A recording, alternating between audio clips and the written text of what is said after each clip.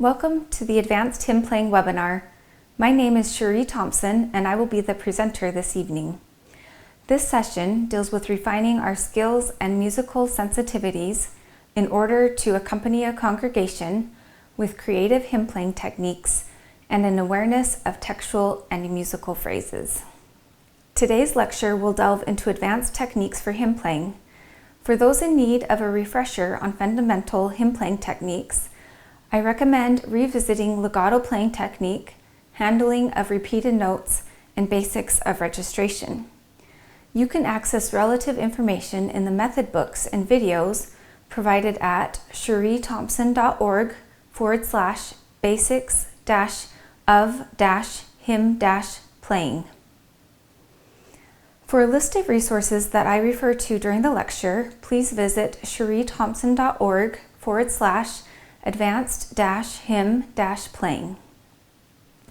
As we begin our discussion this evening, please remember that the purpose of advancing our hymn playing is to enhance the meaning of the hymn, encourage congregational singing, and invite the Spirit.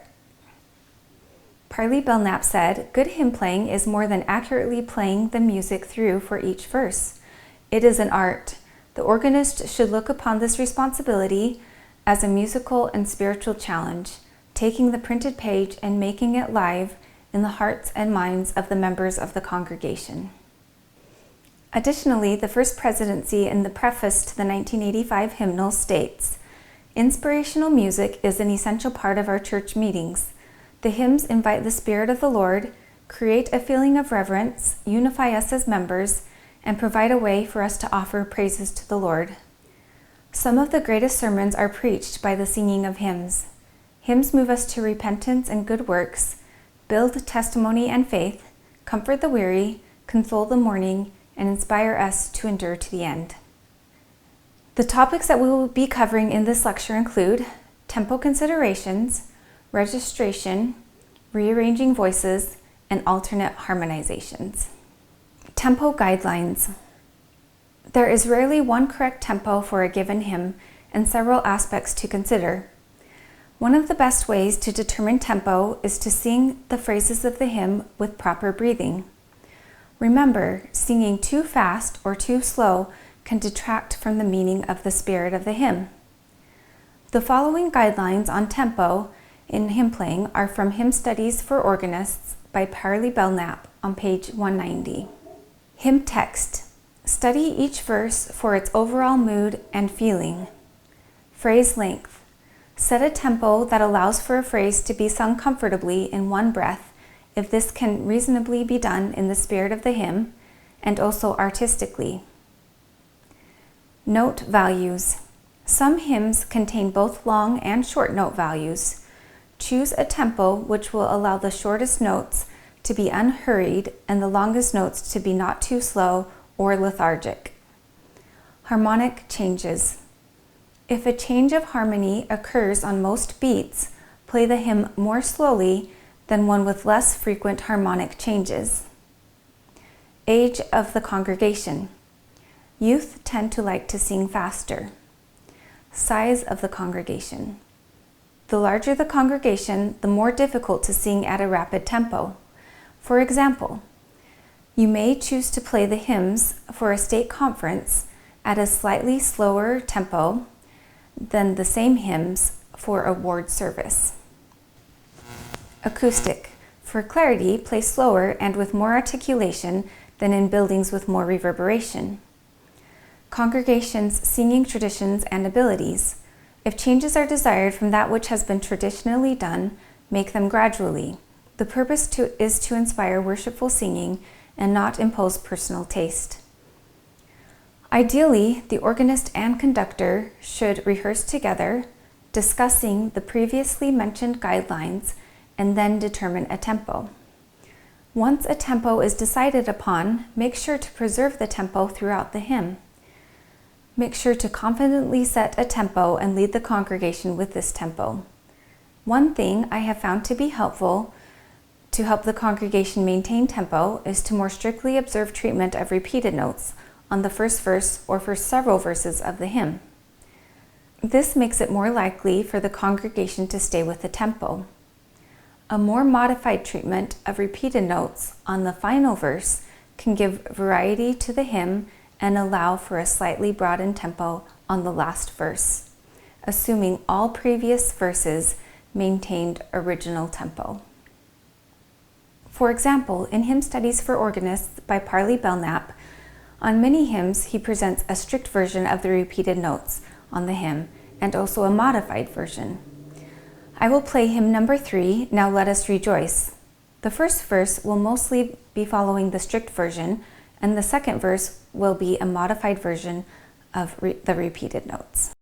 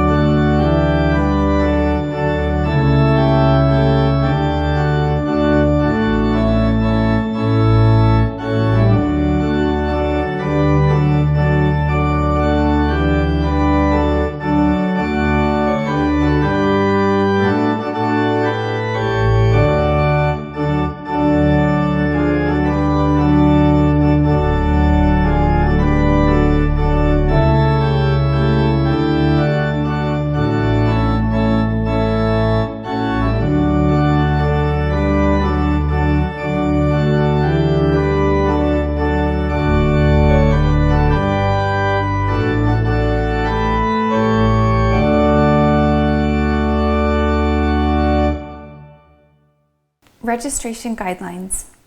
Registration with hymn playing is both a science and an art. It is important to become familiar with common organ stops and know your specific organ very well. To fully understand your organ's capabilities, it's essential not to rely solely on presets. Instead, take the time to gain knowledge of your organ's specification, allowing for versatility and mastery in creating intentional and inspiring hymn playing. Begin by creating a comprehensive list of stops from the organ you play, including pitch designations, and classify each stop into its correct family of organ tone. Then listen attentively, play each stop individually, and listen to its characteristics, whether it's loud, soft, thin, or full. Pay attention to how the stop sounds in both low and high registers. Next, practice combining stops according to suggested registrations for solo accompaniment and chorus playing. Through practice, you'll learn what sounds good on your organ and what doesn't, enabling you to create rich and dynamic hymn registrations. Typically, hymn playing will utilize chorus registration, where both hands play on the same manual. Become familiar with how to build chorus registrations.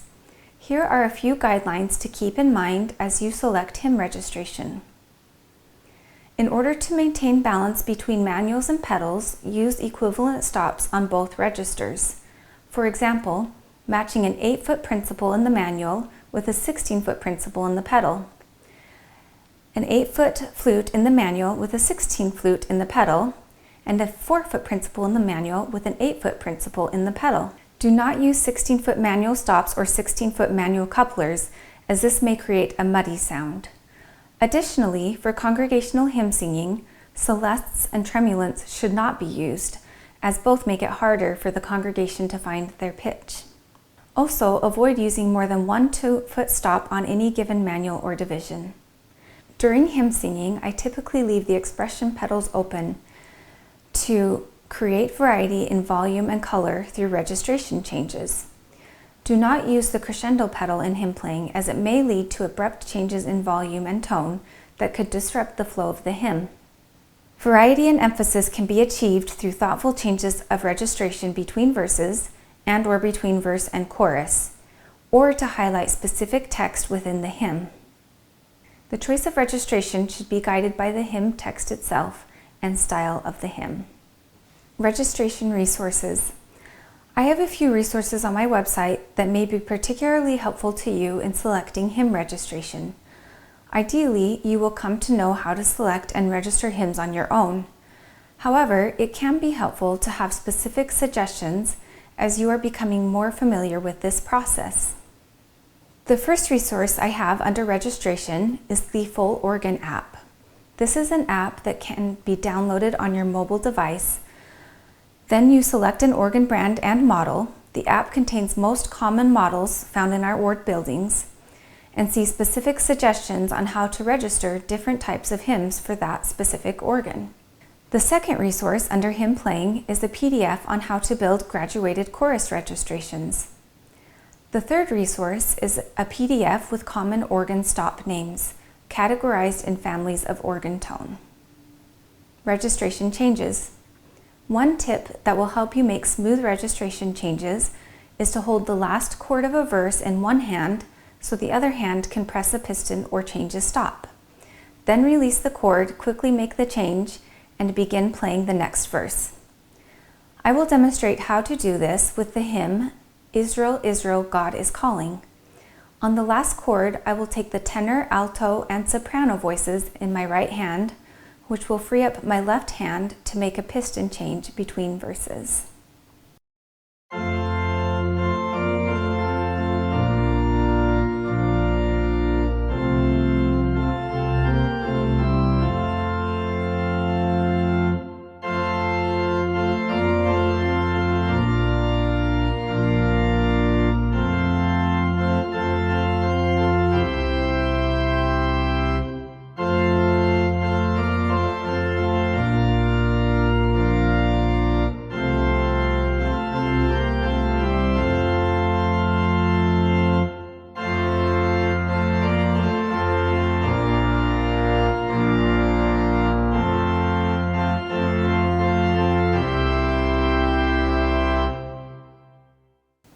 Graduated registration. Another thing I've found to be extremely helpful with making registration changes is if you have your own memory level to use, create a graduated set of combinations ranging from softer for more meditative hymns to louder for more jubilant hymns. This diagram is linked to on my previously mentioned webpage under the registration section at the link called Hymn Registration Guidelines. This would be an example of 6 combinations that you could save on your church organ. Then each week when you are playing hymns, you can easily switch between combinations, knowing that if you move up or down a number, it will get slightly louder or slightly softer. This will prevent you from making sudden or dramatic changes unintentionally. Now let's take a look at some examples. Remember, our end goal is to use registration to illustrate hymn text and enhance and encourage singing. In every verse of a hymn, I look for key words that I can use to give ideas on how to paint the text with registration, as you will see in the following examples. Hymn number 174, While of these emblems we partake. To paint the text for each verse, I will use the registration that is listed.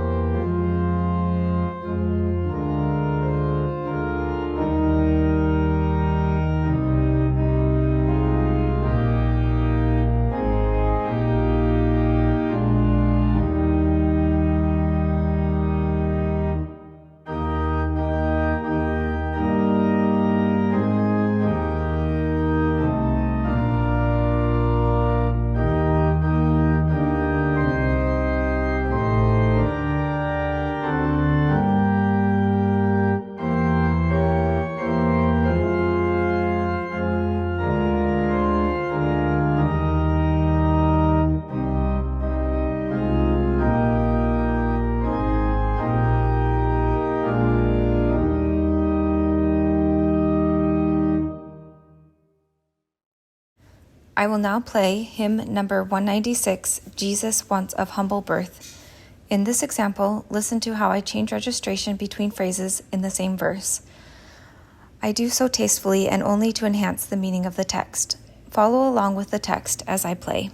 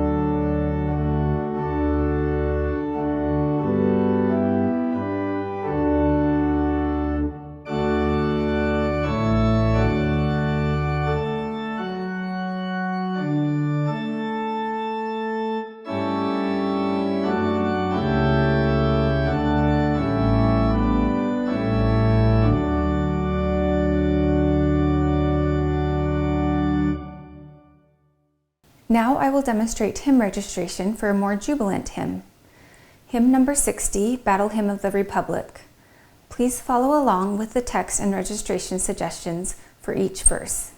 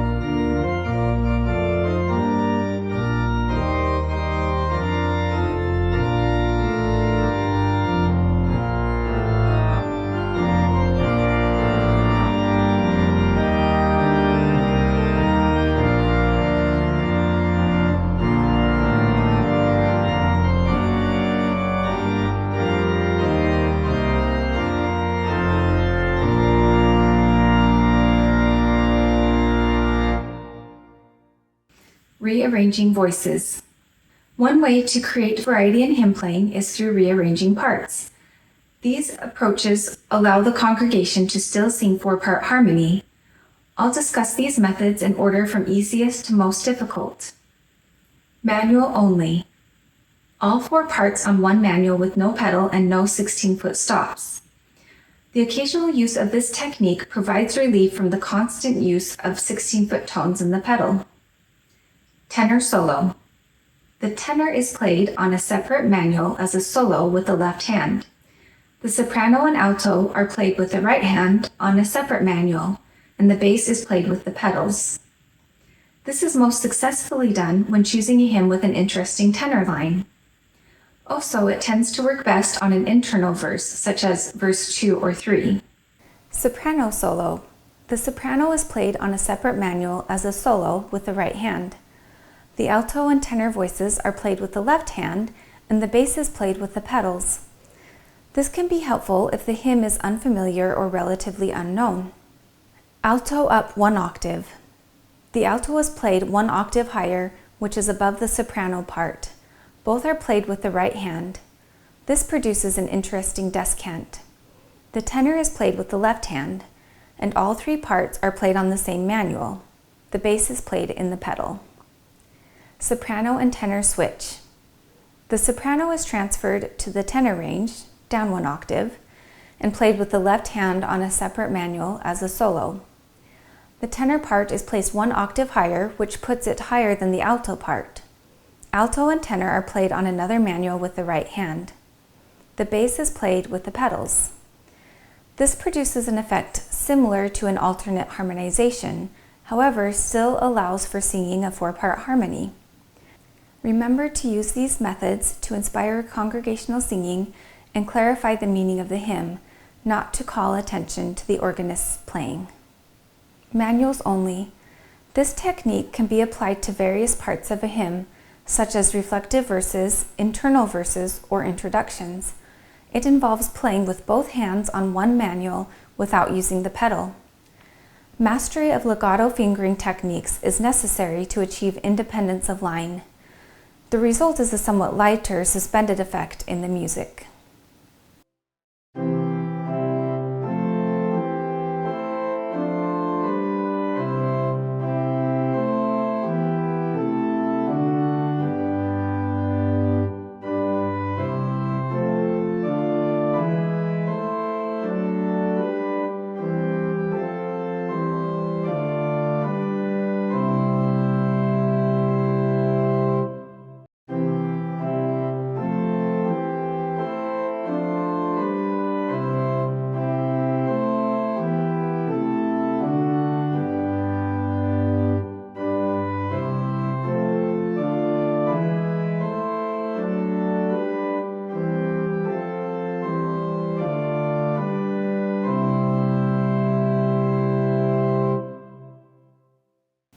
Tenor solo.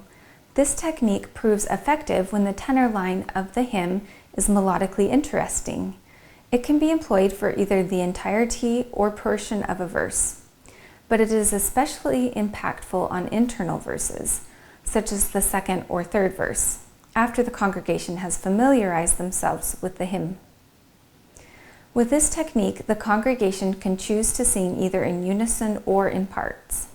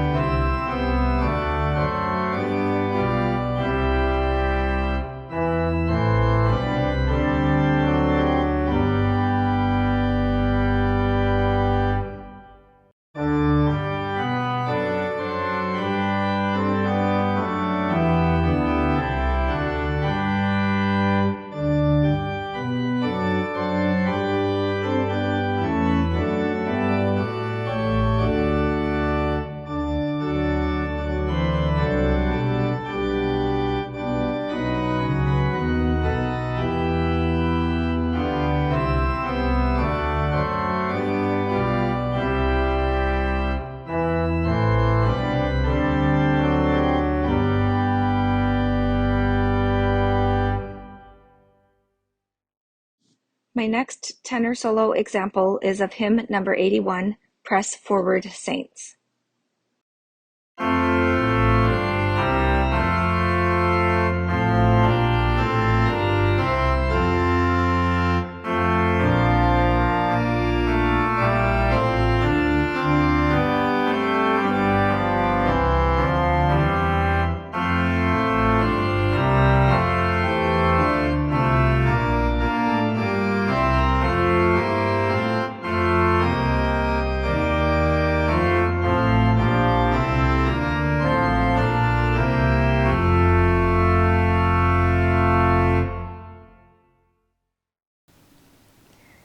Soprano solo. How firm a foundation. In this technique, the right hand plays the solo melody on one manual, while the left hand is responsible for handling the alto and tenor parts on a separate manual. Meanwhile, the feet play the bass line.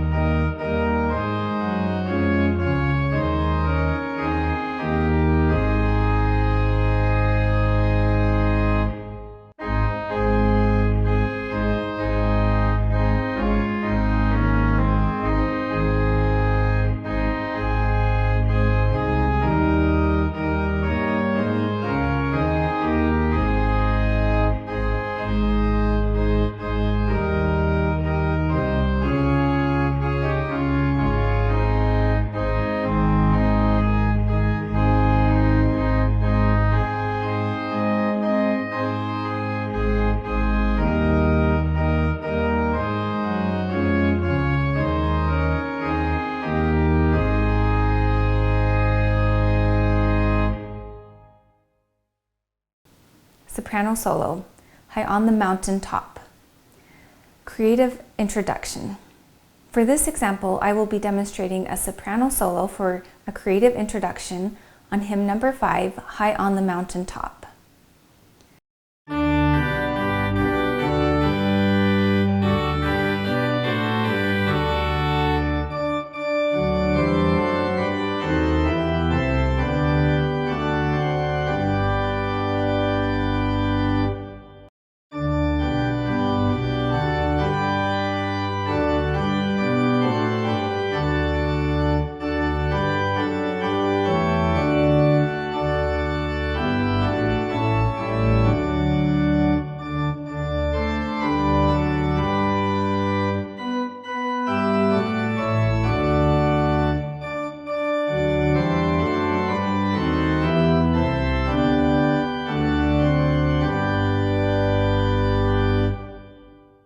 My final example of a soprano solo is used in an alternate introduction from hymnharmonizations.com.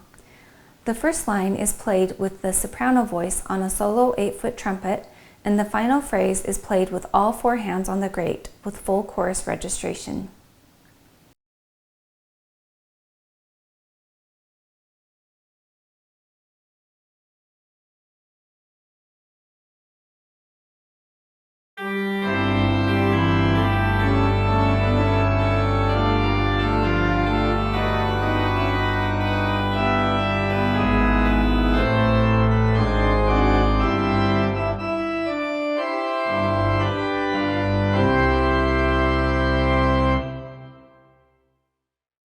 Alto up 1 octave.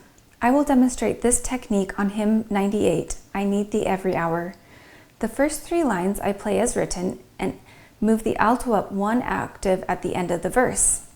This technique is often most effective and tasteful at the end of the final verse. It is best to use when the alto line is melodically interesting.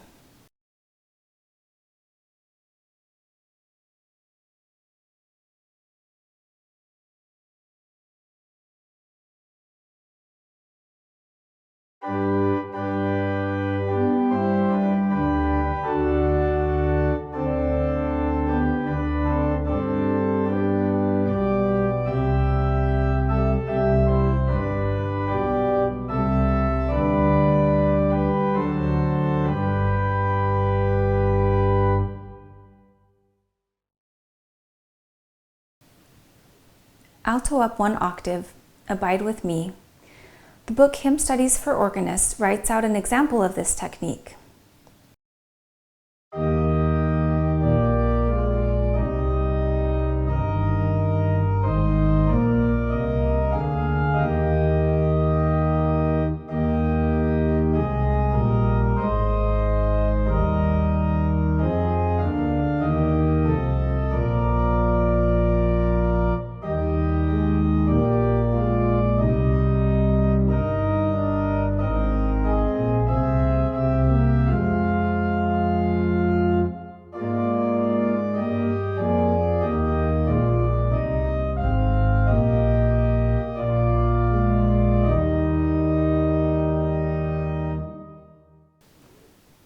Soprano-tenor swap.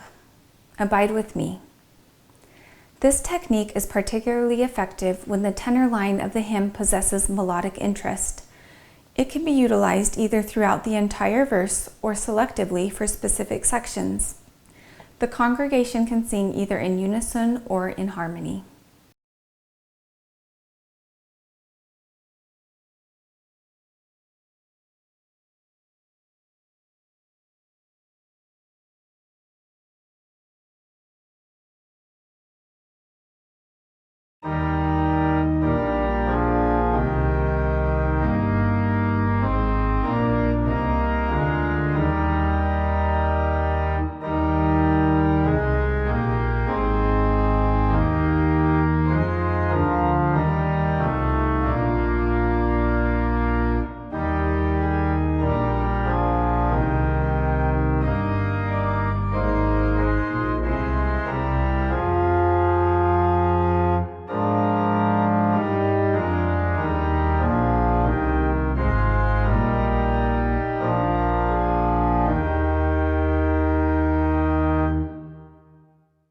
Passing tones.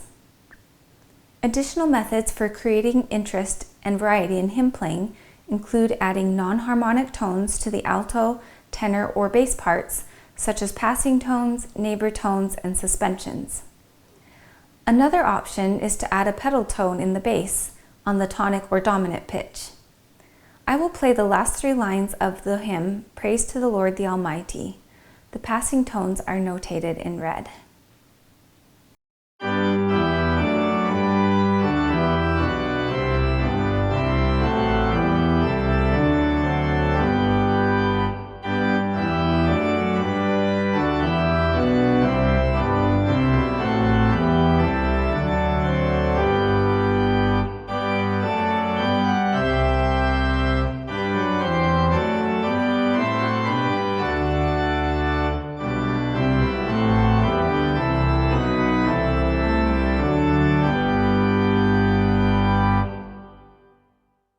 Before I speak specifically to alternate harmonizations, I would like to demonstrate combining a few techniques within the same hymn to give you ideas on how you might utilize the methods we are discussing to provide creativity and variety in hymn playing.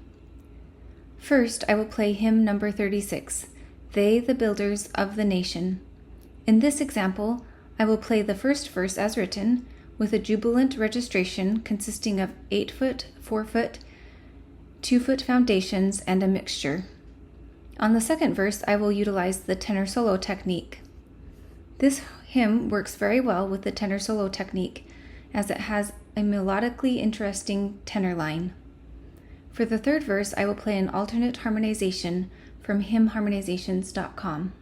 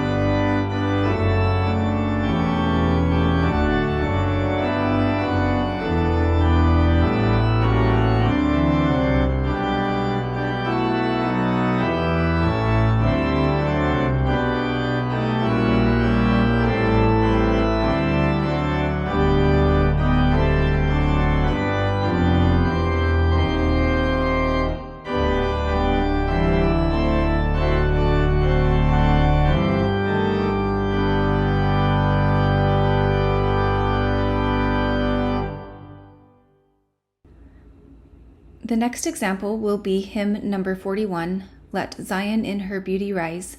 For this hymn, I will play a stylized introduction that ends on the dominant of the key. In this case, that means ending on a F7 chord, since the hymn is in the key of B flat. This technique can be employed successfully if it is communicated with to the director prior to the meeting and executed with accuracy and confidence by both the organist and chorister. The stylized introduction also uses the soprano solo technique, alternating with chorus registration. Following the introduction, I will play the first verse as written and move to an alternate harmonization for the final verse.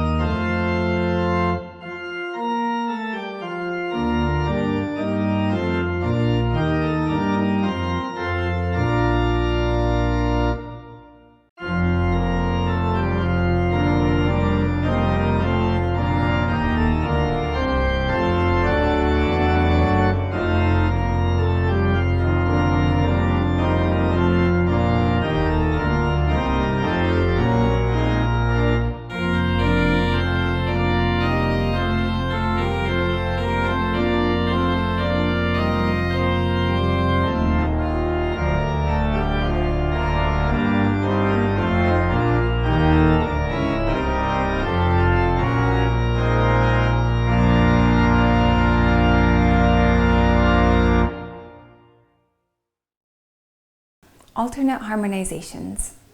When reharmonizing hymns, consider instructing the congregation to sing in unison, that means melody only, for the last verse.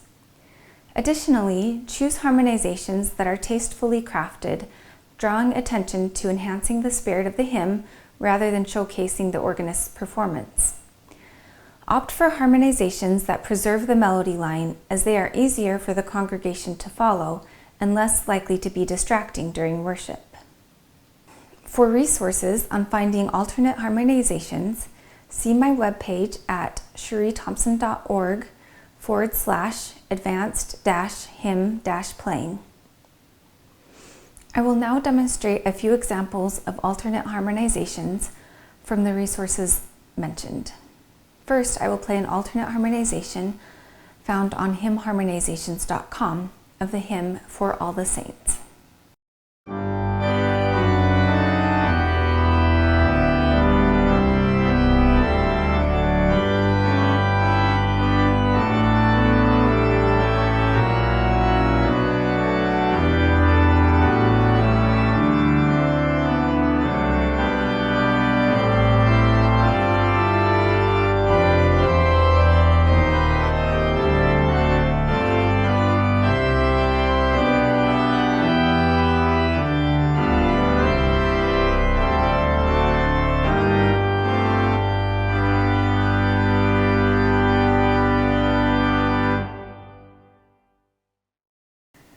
My next example can be found on wardorganist.com and is a stylized setting of hymn number 78, God of Our Fathers, Whose Almighty Hand.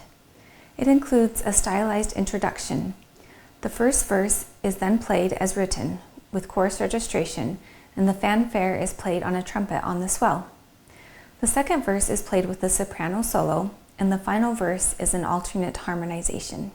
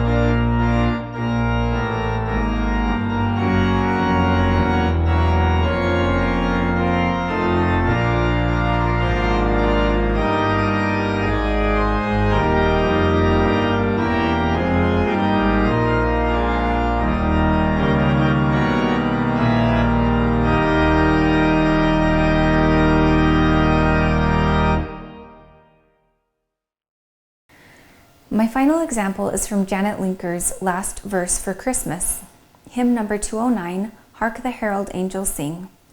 This has a written out introduction, then I will play the first verse as written, play an interlude with a modulation, and then move into an alternate harmonization for the final verse.